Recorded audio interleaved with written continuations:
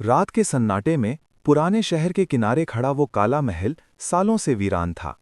लोग कहते थे वहां कोई जिंदा इंसान नहीं रहता, बस साए रहते हैं। मगर उस रात महल के दरवाजों पर दीपक जल रहे थे। एक गरीब बाप अपनी बेटी का हाथ पकड़कर खड़ा था। बेटी, वापस चलो। बूढ़े अब्दुल्ला की आवाज कांप रही थी। मगर लड़की ने धीरे से कहा, अब्बाजान, अगर मैं नहीं जाऊंगी तो आपका इलाज कौन कराएगा? उसका नाम मरियम था, एक हाफिज़े कुरान लड़की। गरीबी ने उसे समय से पहले बड़ा कर दिया था। शहर में घोषणा हुई कि जो लड़की इस महल के मालिक से शादी करेगी उसे अनगिनत दौलत मिलेगी। मगर शर्त अजीब थी। दुल्हन शादी से पहले दूल्हे को नहीं देख सकती थी और शादी के बाद कभी महल से बाहर नहीं जा सकती थी। लोग कहते थे महल का मालिक इंसान नहीं, कोई भूत है या शायद एक कातिल। मगर मरियम के पास कोई रास्ता नहीं था। उसके पिता के फेफड़े खराब हो चुके थे। दवा के बिना वो कुछ दिनों के मेहमान थे।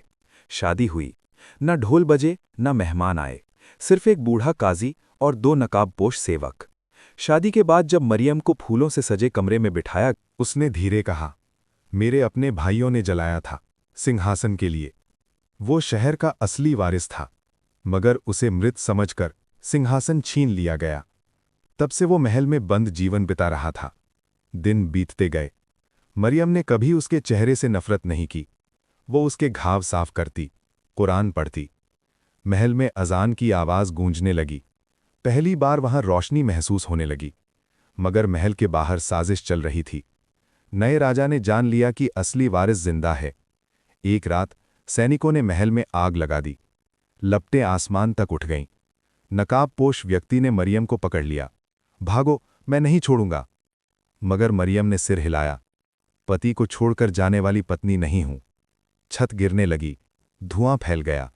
मरियम ने हाथ उठाकर दुआ की, हे अल्लाह, अगर मैंने कभी किसी को उसके रूप से नहीं आका तो आज हमें बचा ले। उसी समय एक जोरदार धमाका हुआ। छत का हिस्सा गिरा, मगर आश्चर्य, नकाब गिर गया और आग की रोशनी में चेहरा दिखाई दिया जो घावों से भरा था। लेकिन धीरे धीरे घाव। उसने बताया, भाइयों के अत्याचार के बाद उस पर जादू हुआ था कि जब तक कोई लालच के बिना उसे स्वीकार न करे वो अपनी असली शक्ल में नहीं आएगा। सुबह हुई। साजिशी राजा को गिरफ्तार कर लिया गया और शहर ने देखा जिसे अफरीद समझा जाता था वही असली राजा था। और उसके सिंहासन के पास खड़ी थी एक गरीब हाफिज लड़की जिसने दौलत नहीं, सच से शादी की थी। क्योंकि कभी कभी